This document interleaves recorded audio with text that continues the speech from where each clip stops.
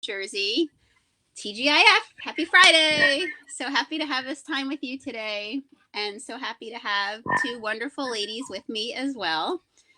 We are grateful that YWTV has allowed us to connect and engage with you on almost a daily weekday basis. And with that, it hopefully has brought to you some conversations that have either inspired you or educated you or supported you in some way during this time where we are social distancing. But that does not mean that we have to be isolated. And fortunately, thanks to this platform and my amazing team at the YWCA, we are able to connect with you daily. So, as you know, we spend a lot of time at the YWCA connecting with women in different pockets of life. And when we are not social distancing and working together, we do spend a lot of time with our corporate ladies that are, always working to push the glass ceiling and climb the ladder and make a difference in our corporate world. And we have quite an amazing network of corporate women that we work with at the YW, and they're always so generous to um, share their experience and support other women in the community across companies, across corporations, across businesses, across professions. It really is a lovely sisterhood that we have created with our corporate network. Two of my sisters have joined me today. So I would like to introduce you to JoAnn Valle, who is a financial analyst for 30 years in financial services. And also I have Denisa Moss-Heitlager. Did I do it right? I got it? Okay. Who's the director of marketing at McLaren Engineering. Poor Denisa, I massacred her name the other day on one of these when I was announcing she was coming. And so happy to have them both with us. So we know that there is definitely a lot of unknowns as we've been kind of going through the time of COVID, and we've talked a little bit about how it's impacted small business owners. We've talked a lot about how it's impacted people in the workforce, but we really haven't spent any time with our corporate friends talking about what their experience has been like. So it's wonderful that JoAnn and Denisa can join us today to have that conversation. We know that large companies will, likely rebound from what we're seeing happening around us, but we don't know whether that'll be quick, rebound, or whether it'll be slow rebound. And we also, I'm assuming, interested to hear what lessons that they're learning about, doing corporate work in this way, and how they feel it's going to impact the long term. So with that, thank you both for joining us. So tell me, easy question, maybe not an easy question. How's it going? How is life going over there? How are you balancing your work life and your work life now happening in your home life?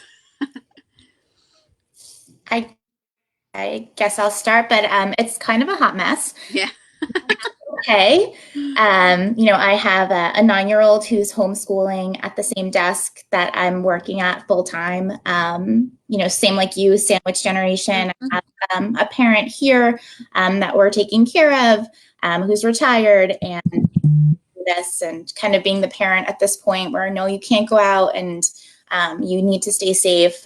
My husband is still working. He's essential. He's in New York City every day, still taking the train. He was out for 2 weeks because he was presumed positive. Back to work now, but it's been really a roller coaster ride throughout this whole process. But every day we're chugging along and looking forward to the future. Yep. Well, that's definitely a load. There's no doubt. There's no doubt. JoAnn, how are you guys doing over in your house and your all-in-one? We're doing okay. My husband, he works from home normally, so it's not a change other than having myself and my son in the house at the same time. I have a 17-year-old now because he just turned 17. So he's a junior in high school. So he's busy with a lot of work, a lot of projects, pretty self-sufficient, which is great. But looking for ways to keep busy and to keep connected, especially as a teenager.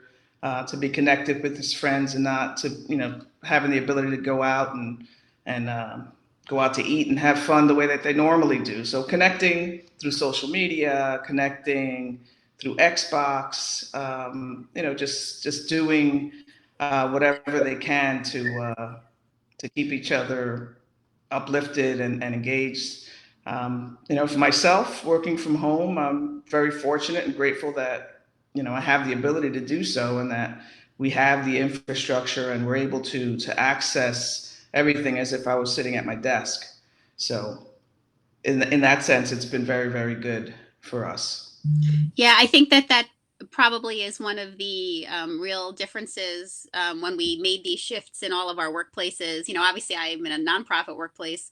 I know from the small business workplaces and the corporate environments, I think probably the corporate environments were well set up for the most part to make this kind of shift. And like you said, you probably do have access to a lot more of the resources and tools right at your fingertips. Than maybe some of the small businesses and the nonprofits that we all had to figure that out quickly, and sometimes quicker than others depending for certain things.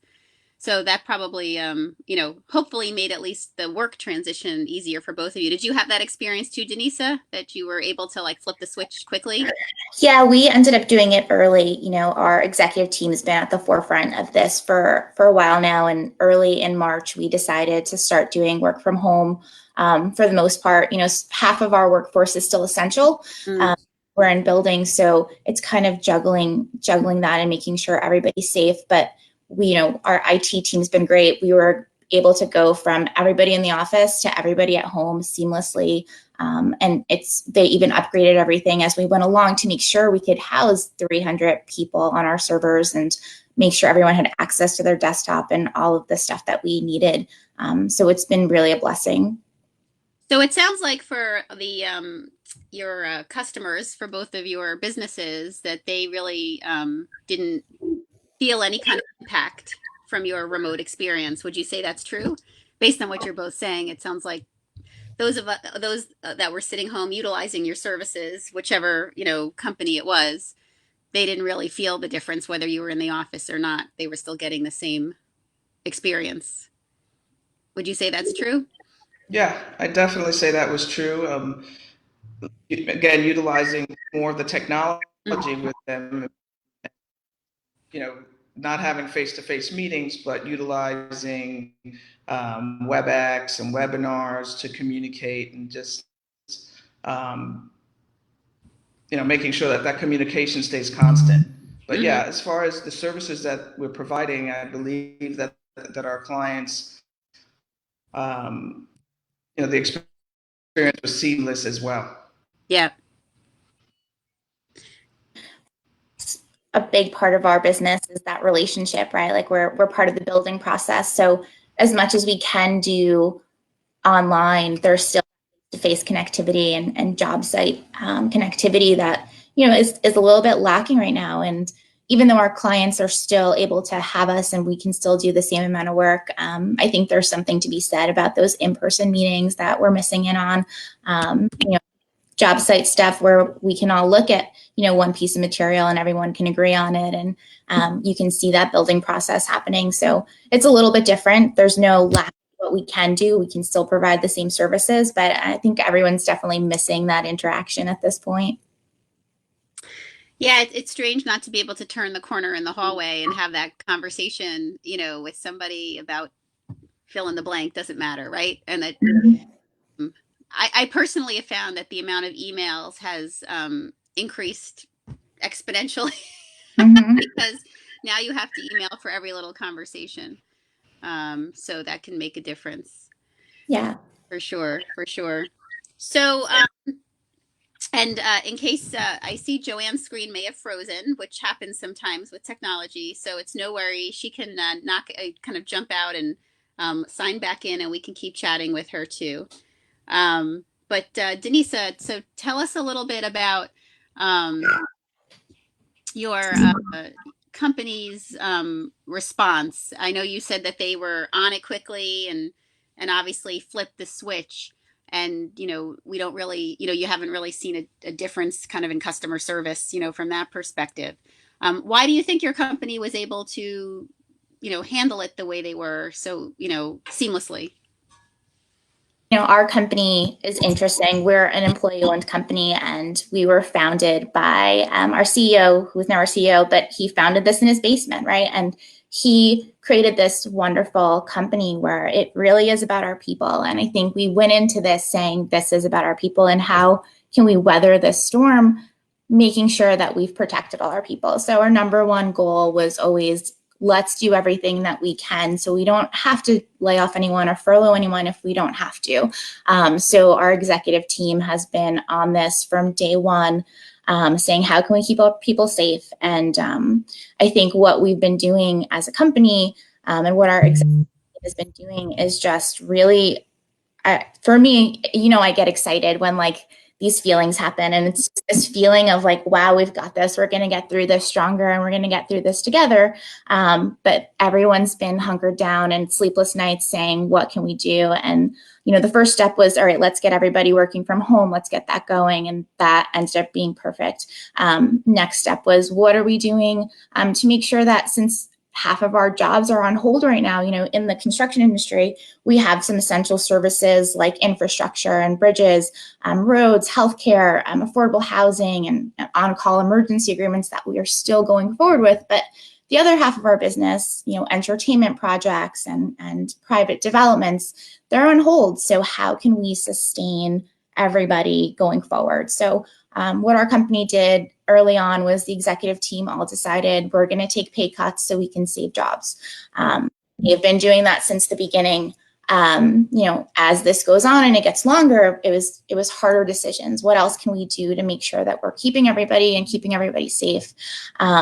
So we decided to do a lot of cross training. People that are low on work, we're bringing them in and showing them how to do other parts of jobs to make sure that everybody's busy and out there.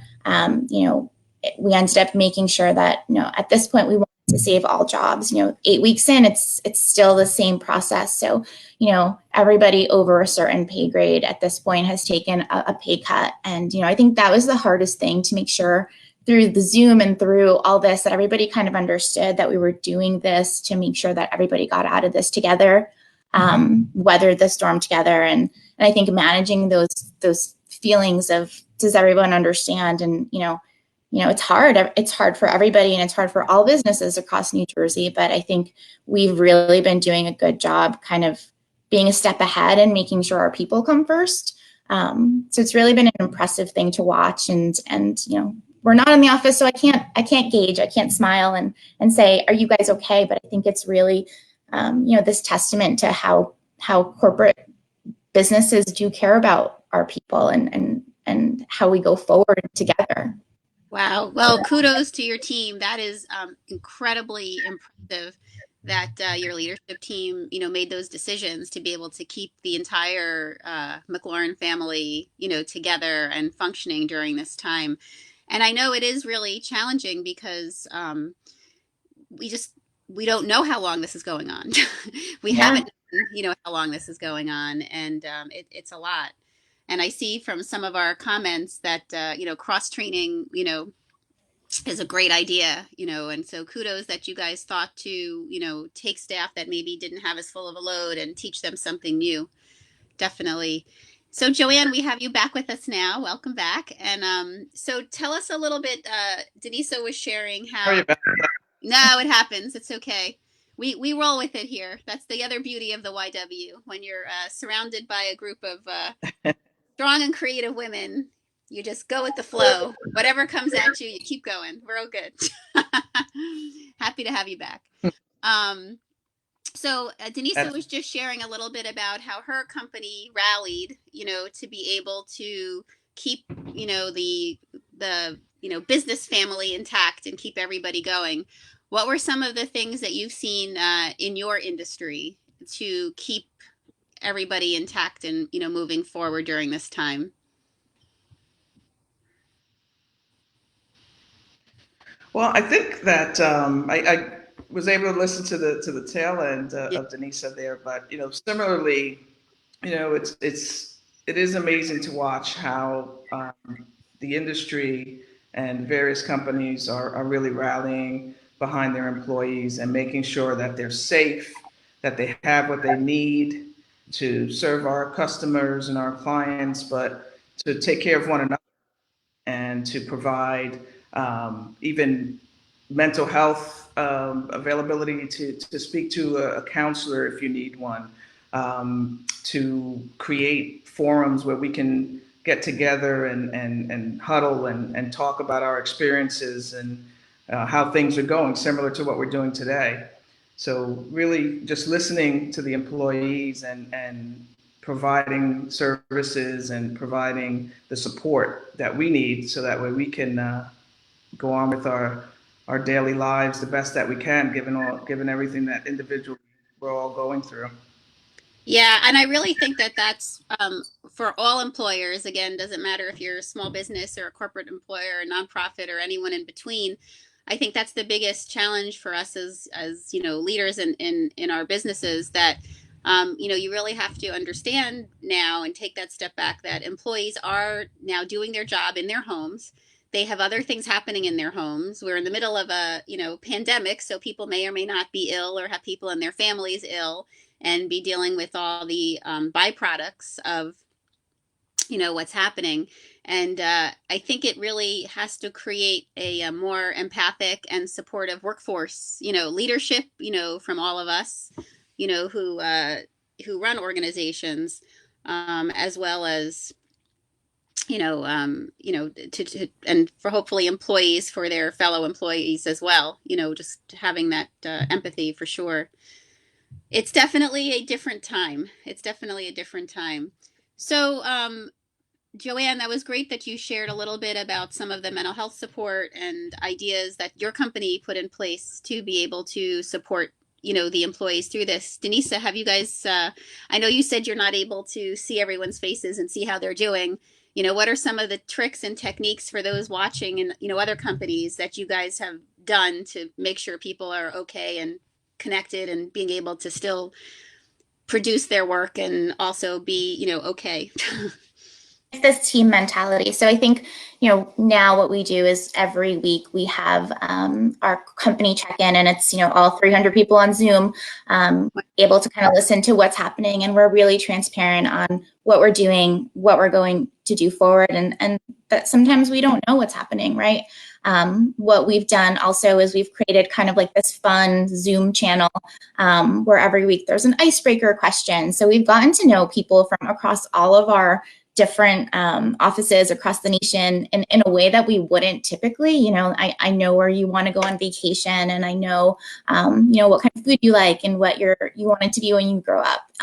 It's kind of having these kind of, entertainment pockets where you can kind of grow as a team and get to know each other and kind of understand that we're all in this together without having to say it all the time. So kind of putting in these initiatives as happy hours and Q&As, and just trying to keep people focused on, we're going to get through this, right?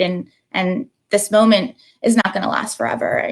Feelings don't last forever, and it will ebb and flow, and we're going to get through this. And if we can get through this stronger as a team, even better.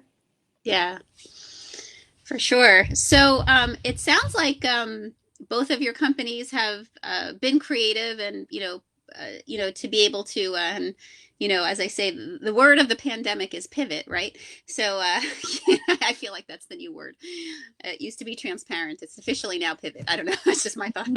That's out of the pandemic. But since, both of your companies have done the big pivot and, are now able to operate this way, what is it that you have changed in terms of your business that you're doing now that you are, think will remain when we go back to normal, whatever that is, when we go back to functioning the old way? What do you think will keep of what you're doing, in your areas? And what do you think will just kind of fade away? JoAnn, what do you think on your end? Well, I think, communicating with each other, hosting, like I said, the WebExes, which is similar to what we're doing now, and we could actually see each other and talk to each other. And, you're getting to know your colleagues on a deeper level than you did in the past. You're knowing a little bit more about each other's families, about each other's dogs, our other new coworkers that we have, and I just think that the communication again, we do it as a team. The leadership team also does it and puts together and hosts calls and educational events. But first and foremost, just checking in and making sure that we have what we need and that we're all good as individuals, as humans. Yeah. It's really been critical, and I think that's going to be something that I'm hopeful that doesn't change. I think that we're all going to be looking at things a little bit differently and appreciating things that we may not have appreciated as much prior to this. So I think just listening, communicating, and supporting wherever we can. Wow, wouldn't that be an amazing outcome that we, had a little more humanity in everything we do going forward from this? That alone would be leaps and bounds of a positive for sure, Absolutely. for sure. Denisa, what about you all at McLaren? What do you think will stay from what you've done to pivot? Hopefully, yeah, the same thing, kind of that team kind of togetherness that we had to create out of a response to this, right? Like, I don't know necessarily if work from home is the right thing to do all the time. I don't think that for us, I think we need to be around each other. Once it's safe, I think collaboration a little bit is lost when you can't just walk over to someone's office. You can't just stand over their shoulder and be like, hey, can we brainstorm this? You can do it on Zoom, on these different platforms, but there's definitely a difference between, seeing someone in the hallway and being able to kind of just brainstorm. And, I don't put my camera on most of the time because, like I said, it's a hot mess here. So missing that connectivity and not being able to kind of just have that body language and things that just pop up. I think, hopefully our team dynamic stays the same. But, I really hope that we do get back into the office and to make sure it's safe and coordinate that way. Yeah. Yeah, I know. Every now and then I pick up the phone and call one of my team members and not like wait to send an email or do a Zoom. And I'm sure I freak them out when I do that. But I have to say, I'm also missing that ability to just have that like one-on-one, connection, like stepping out my door and chatting with someone in the hallway. Because although there's lots of people to talk to in this house, they're usually have things they want from me, like can I have another snack, or Yeah. even though they've had 4 of them already. Mm-hmm. No, but yeah, it's definitely going to be interesting. I know. I keep wondering, from our world as well. I mean, in the nonprofit sector, things like rent are so expensive, for us, to be able to maintain. So the thought of having, working remotely is very attractive if we could, evolve ourselves to there. But, there definitely is, although there's efficiencies, in some ways to operating like this, there's definitely, some of that, connection and loss that, figuring out how to balance that, is definitely something to think through, for sure. So, do you think that from your conversation with your customers, that are out there, how do you think that they're responding to, some of the pieces that you've had to put in place to do your work? Do you think that that they're embrace sticking with this, or do you think they'll be looking forward to going back to the old way too, or they just really haven't noticed? It sounds like maybe for some. I think for the AEC industry, architecture, engineering, and construction, it's a different way of doing business. And unfortunately, a lot of companies in this industry have been letting a lot of people go and furloughing a lot of people during this time because a lot of projects that are non-essential have stopped. So our hope is that things come back better than ever. There's so much uncertainty, especially with this pandemic specifically. In the past, McLaren was able to kind of respond to something. Our kind of slogan, our motto is applied ingenuity, and in some crises, you're able to kind of predict what the next steps are, right? Like after 9/11, we built with security in mind. After Hurricane Sandy, we built with resiliency. During the recession, we picked up more public works projects, less private work. With this, we really don't know what the next steps are, and I don't think our clients know what the next steps are. So I think that's the hard part of saying, how do we now build as a community for safety? What does that mean? What does that mean looking forward into the future, and having those conversations with clients at this point, trying to figure it out, but we don't know. So going forward, hopefully our clients we can all get back and rebuild this community a little bit better. Yeah. That's interesting too. I mean, obviously all of these crises, have had a different impact in terms of how we picked up and kept going from them. JoAnn, what have you seen in your area?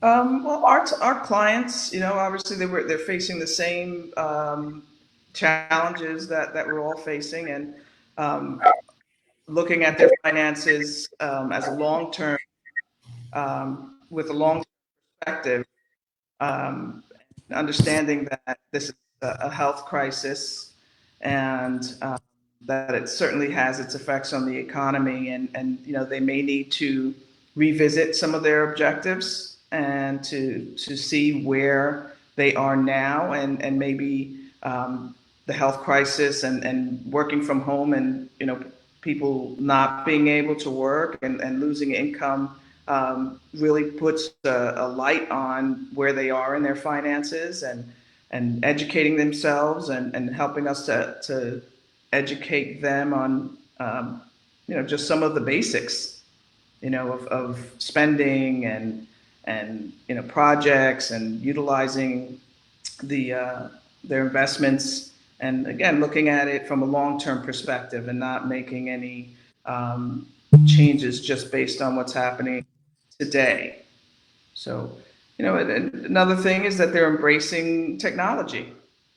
They're embracing the ability to be able to look at their finances 24 hours a day, to deposit checks remotely by taking a picture, to sign documents remotely. So I think it's something that has been around for a while, but I think that this crisis has really highlighted the need and the opportunity to use technology to assist in education, and just being able to access information 24 hours a day. So that might be one of the things that stick with us afterwards, is that, now that people have put some of those processes in place for their financial services and their financial needs, that they stick with them. I know I actually, we set my 89-year-old mother up for online, depositing checks and banking with an app on her cell phone about 3 weeks ago. And she was so uncomfortable with it. And that we weren't going to go to the bank and deposit the checks and all of that. So but I will say, last night we were doing some of her checks, and she was saying, "Oh, this is just so easy." So so it definitely is a learning curve. Oh, Yeah. That's wonderful. Yeah, so I think that's a good point, JoAnn, that maybe some of these pieces that your customers and the kind of handling and managing some of their financial portfolio, and the work that they have to do, that this might become a permanent way, and maybe an efficiency for them. Once we can get out again, the time that they were running to the bank or running to the post office to mail something, hopefully they'll use to take that walk that people have started to do now, and keep that as part of their daily agendas. So ladies, before we close out, I just had a question for each of you. And I know, when we started, Denisa and JoAnn both, for those of you watching maybe who jumped in late, both described what their households are like right now with work, and, their other halves and their children, and, what's going on in their house in terms of, activities. What are you doing for you to keep yourself sane during this time? I'm asking for myself to get some ideas. Okay. But how are you keeping how are you making some time, some self-care time, some moments for yourself to keep yourself going, since there really is not much of an escape at all right now?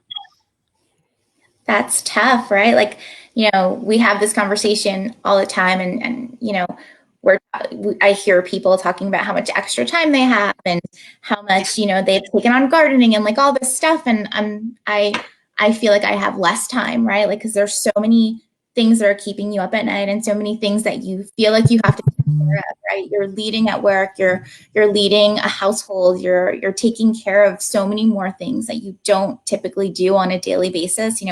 I spent 2 hours trying to explain long division and why you just have to do it, right? And kind of lost myself for a moment, and then got really nice about it. And my son's like, "You're scaring me," and I'm like, I don't know what to do, and even sleeping, right? Like, I feel like we've been staying up later and kind of thinking things through a lot more, and there really is this need to bring yourself back into the equation, but I honestly haven't found it yet, right? I haven't found the moment to bring myself back. And besides taking a shower and just standing there for an extra half an hour, it's really hard. I don't know what the answer is. Yeah. I can relate to your experience, Denisa. That's been more like mine. Yeah. How are you doing it, JoAnn? I think trying to create some routines, because I think everything kind of melds into one another. You're making breakfast, you're being asked, "Hey, what's for lunch?" And still working full time Mm-hmm. and trying to just create some boundaries, some time boundaries, and some sleep routines. I actually joined an online exercise group that Mm, meets every day, good for so that you. you have a personal trainer, and everybody's working from everybody's on the Zoom call, and just trying to keep healthy and trying to do what I can to again just have some sort of routine. Yeah, that's great. I love, I've said this before on our YWTV shows, so it's if you're an avid listener, you've heard me say this before, but I know that social media has been really interesting for me to watch right now, because my experience is probably more like Denise's, because I am caregiving for my mom, and I am, I have my children here, and I am working and homeschooling, and all this stuff happening in our house simultaneously. That I keep watching people. They're like, "Oh, I took up a new hobby," or like, "I'm gardening," or "Look, I baked, cocoa Von," like, they like, they've done something like amazing, and I'm just like, wow, what is that like, or they cleaned out 10 closets, and like reorganized, their garage, and so I watch that and think, wow, if this continues on, I wonder if I'll get there, but I have kind of come to the fact that I'm not going to get there. Yeah. My house is different than your house is different than your house. Maybe a lot like more like Denise's house, but, but that it's, there's a certain rhythm that each of our homes have taken on with what's going on, for sure. And I think you do have to kind of come to, kind of come to terms with it a little bit. I think the first week, I have to say, I personally was like, oh my God, this pace can't continue. I can't survive this. Like, I can't survive this, especially in the beginning when we were flipping the YW over to remote those first few days. And my worry for my team, that how are they going to survive it too? But, we did survive. We did figure out a rhythm, but,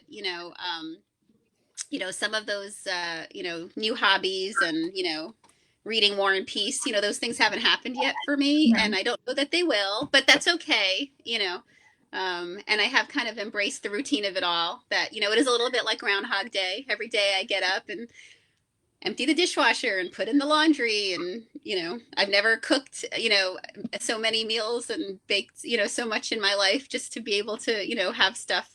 But, I will say, and I say this very heartfelt, and I know both of you well, so I know you feel the same way. I mean, the reality of it is there's so much loss around us because of what's going on, that I have a tremendous empathy for that, and gratitude, for whatever is going on, grateful that, my family is together, and healthy, and hope that we stay that way. And, and same for everyone. And, my heart really does go out to everyone who has had loss and, has had challenges to deal with. It is an absolute privilege to be able to shelter in place, for sure. And, to have groceries, even if they may not be the type of peanut butter you're used to, or the type of toilet paper you're used to. We do have peanut butter and toilet paper, and that's definitely more than some. So, and shout out to essential workers like your husband, Denisa, that are out there every day. What would we do without them, no matter where they are operating? They definitely are our backbone. And other YWTV conversations have really led to that. So as we round out Friday, and ladies, thank you so much for taking some time to talk.